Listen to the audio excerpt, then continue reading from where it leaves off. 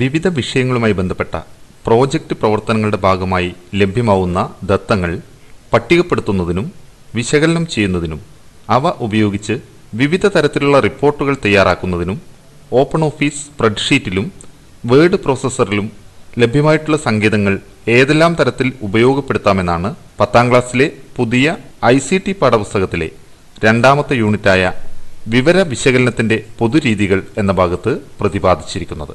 വലിയ പട്ടികകൾ തയ്യാറാക്കുമ്പോഴുള്ള അസൗകര്യങ്ങൾ ഒഴിവാക്കുന്നതിനായി സ്പ്രെഡ്ഷീറ്റിലെ ഡാറ്റ ഫോം എന്ന സങ്കേതം ഉപയോഗപ്പെടുത്തുന്ന രീതി പാഠപുസ്തകത്തിൽ വിശദീകരിച്ചിരിക്കുന്നു. ഡാറ്റ ഫോം ഉപയോഗിച്ച് എങ്ങനെയാണ് ദത്തങ്ങൾ പട്ടികപ്പെടുത്തുന്നതെന്ന് നോക്കാം. സ്പ്രെഡ്ഷീറ്റ് തുറന്ന് പട്ടികയിൽ ആവശ്യമുള്ള തലവാചകങ്ങൾ ടൈപ്പ് ചെയ്ത് ചേർക്കുക. ഇനി തലവാചകങ്ങൾ സെലക്ട് ചെയ്ത ശേഷം ഡാറ്റ ഫോം എന്ന ക്രമത്തിൽ ക്ലിക്ക് ചെയ്യുക. ഇപ്പോൾ നാം നൽകിയ തലവാചകങ്ങൾക്കനുസരിച്ചുള്ള ഫീൽഡുകളോടുകൂടിയ ഡാറ്റ ഫോം ദൃശ്യമാവും. ഇനി ഓരോ ഫീൽഡിലായി ഡാറ്റ ടൈപ്പ് ചെയ്യാം.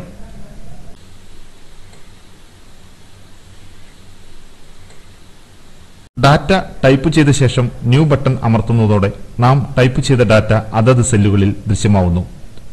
ഡാറ്റ മുഴുവനായി ടൈപ്പ് ചെയ്ത ശേഷം ഡാറ്റ ഫോം ജാലകം ക്ലോസ് ചെയ്ത് സ്പ്രെഡ്ഷീറ്റ് പട്ടിക സേവ് ചെയ്യാവുന്നതാണ്.